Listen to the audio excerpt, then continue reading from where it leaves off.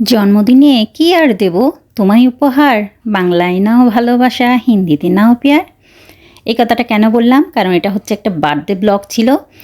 বর তো দেশে গিয়েছিল, ওখান থেকে ফিরেছে প্রায় 2 মাস পরে, কিন্তু 10 দিন আগে তার জন্মদিনটা সেলিব্রেট করা হয়ে গেছে, ওখানে দেশেই করেছে।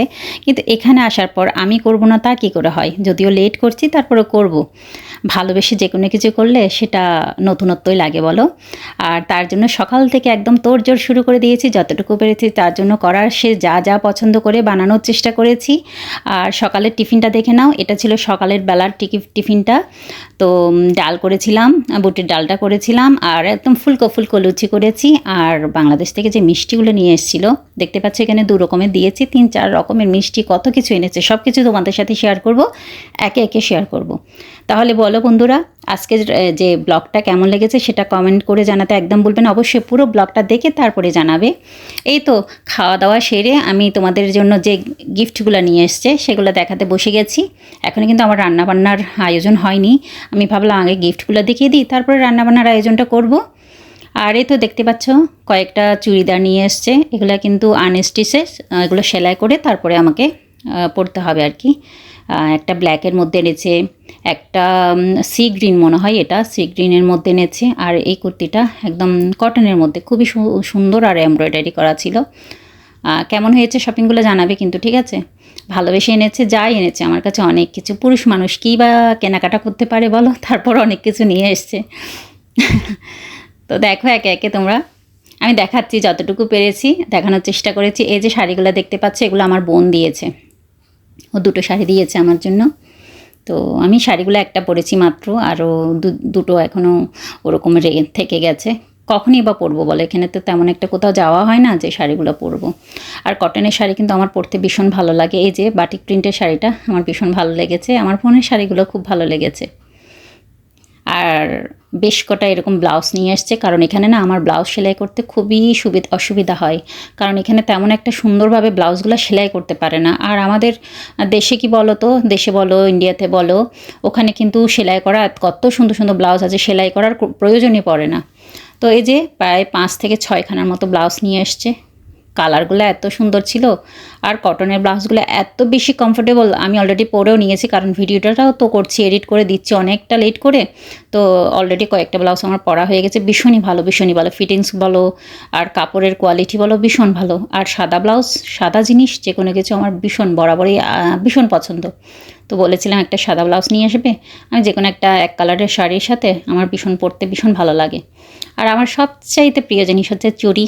যদিও সব কিছুই আমার সাজসজ্জার মধ্যে যা কিছু আছে সবই আমার প্রিয়, কিন্তু চুড়িটা না কেন জানি না আমার ভীষণ প্রিয়। এরকম সিটি গোল্ডের মধ্যে নিয়ে এসছে, বালা টাইপের। আর এরকম কাচের চুড়ি আমার ভীষণ পছন্দ, কাচের চুড়ি নিয়ে এসছে। যদিও বেশি আনতে পারিনি, কারণ একজনই তো এসছে, তার অতটা জিনিসপত্র ওকে আনতে দেয়নি। তো যতটা পেরেছে নিয়ে এসছে। প্রায় টিপ নিয়েছে 4-5 রকমের পাতা নিয়ে এসছে। আর এই যে টিপগুলো 10 টাকা, হয়তো 5 টাকা, কিন্তু এগুলো কোথায় স্থান পায় বলো তো? আমাদের কপালে। বলো, কম টাকার জিনিস কিন্তু স্থান পায় আমাদের কপালে। আমাদের জীবনটা মাঝে মাঝে এরকম হয়ে যায় আর কি। তো যাই হোক, দেখতে পাচ্ছ কাজল নিয়ে এসছে, বিবি ক্রিম নিয়ে এসছে। কানের দুলটা আমার বোন দিয়েছে আমার মেয়ের জন্য। আমার মেয়ে কিন্তু এরকম বড় বড় ঝুমকো টাইপের কানেরগুলো পরতে না ভীষণ পছন্দ করে। আর এগুলো তোমাদের দাদাভাই নিয়ে এসছে, যে গলার সেটগুলো ভীষণই সুন্দর হয়েছে। যদিও চুজটা আমরা করেছি, কিন্তু কোয়ালিটি কেমন হবে বা দেখতে কেমন হবে, ভালো পড়বে কিনা সেটা জানতাম না, কিন্তু ভীষণ সুন্দর হয়েছে সবগুলো। আর এইরকম কানের আমার পড়তে ভীষণ ভালো লাগে। কার কার ভালো লাগে বলবে কিন্তু, কোন জিনিসটা তোমাদের পছন্দ হয়েছে বলো, আমি এখান থেকে পাঠিয়ে দেবো তোমাদের জন্য।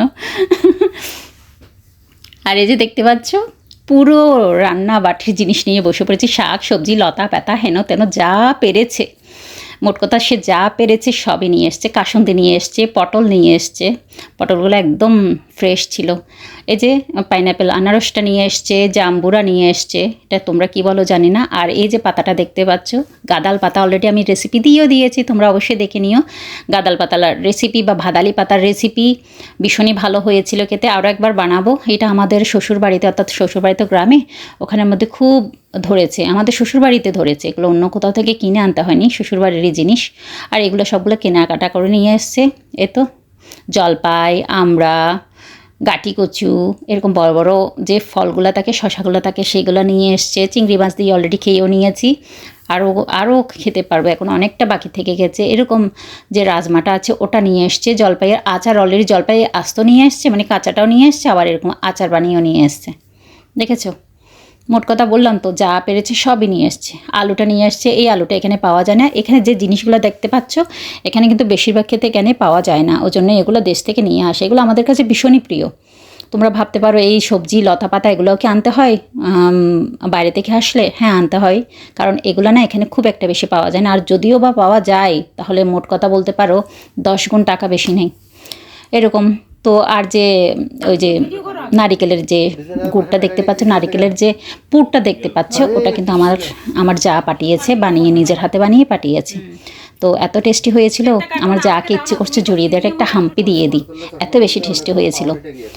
তো আর এই যে দেখতে পাচ্ছ জন্মদিনের এটা সন্ধ্যাবেলার আয়োজন ছিল, দুপুরবেলা কি লাঞ্চ করেছি বা কি খাইয়েছি সেটা আমি দেখাতে পারিনি, ওটা আমার স্কিপ হয়ে গেছে। কিন্তু করেছি, সে যতটুকু পেরেছে খেয়েছে, বা আমি যতটুকু বানাতে পেরেছি ততটুকুই বানিয়েছি, সে কিন্তু আনন্দ সহকারে খেয়েছে। আর এটা একদম সন্ধ্যাবেলা কেক কাটিংটা করলাম, ও দোকানেই ছিল, ওকে বললাম একটুখানি আসবে, তখন আসলো। তারপরে দেখি সারপ্রাইজ হয়ে গেল। আর আমার পক্ষ থেকে বা আমার ছেলে মেয়ে আমরা মিলে যতটুকু ওর জন্য করতে পেরেছি করেছি।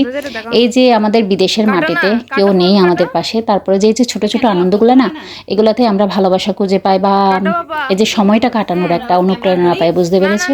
তো ছোট্ট একটা মিনি একটা কেক, যেহেতু কেক আমার বাসায় খুব একটা বেশি কেউ খেতে চায় না, অত বড় কেক এনে কী করবো, এখানে তো লোকজন বলতে সেরকম কেউ নেই। তো আমরা আমাদের মতো করে করার চেষ্টা করেছি, আশা করি তোমাদের সবার ভালো লাগবে। আর আমার ভালো লাগার যে জিনিসগুলো বা বিষয়গুলো আমি তোমাদের মাঝে তুলে ধরার চেষ্টা করব বা করেছি। আর তোমার দাদাকে সারপ্রাইজ করতে পেরেছি, এটাই আমার কাছে ভীষণ ভালো লাগছে। সেও কিন্তু ভীষণ খুশি হয়েছে, যদিও 10 দিন পরে আমরা বার্থডেটা সেলিব্রেট করেছি, কিন্তু তারপরে সে ভীষণ খুশি হয়েছে, জানো। এই খুশিটাই তো চাই বলো, প্রিয় মানুষের কাছ থেকে ছোট ছোট উপহার, ছোট ছোট খুশি, ছোট ছোট ভালোবাসা, এগুলাই তো কাছে টানে বলো, আর বাঁচতে আমাদের সাহায্য করে। এই তো আমাদের সেলিব্রেশনটা কেমন লেগেছে, আজকের ভিডিওটা কেমন লেগেছে তোমরা অবশ্যই জানাবে। আর ওকে গিফট করেছিলাম, একটা শর্ট গিফট করেছিলাম, একটা ওয়াচ গিফট করেছিলাম, আর কি একটা যেন গিফট করেছি আমার ঠিক মনে নেই, তবে দুটো জিনিসই মনে আছে। ও ভীষণ ভীষণ খুশি হয়েছে। তোমরা তোমাদের দাদাভাইয়ের জন্য সবসময় প্রার্থনা করবে, সে যেন সব সময় সুস্থ থাকে, ভালো থাকে, আমাদের এভাবে করে ভালোবেসে আগলে রাখতে পারে, সেটাই চাই, আর কিছু আমার চাইবার নেই। ওই মানুষটা আমাদের জন্য এত কিছু করে, আমরা যদি তার জন্য ছোট্ট একটা এরকম সেলিব্রেশন বা সারপ্রাইজ ওকে দিতে না পারি তাহলে কি আর হয় বলো তো। তো আজকের দিনটা আমাদের ভীষণ ভালোভাবে কেটে গিয়েছিল, খুব এনজয় করেছি, রাত্রে খাওয়া দাওয়া করেছি জমিয়ে। আর কি বলবো, তোমরা সবসময় প্রার্থনায় রাখবে আমাদেরকে। আর আমার ভিডিওগুলো কেমন হয় জানাতে একদম ভুলবে না, যেরকমটা পাশে আগে ছিলে তেমনটা এখনও থাকবে, সেই আশাটা নিয়েই আজকের ভিডিওটা আমি শেষ করতে চলেছি। সবাই ভালো থাকবে, বাই।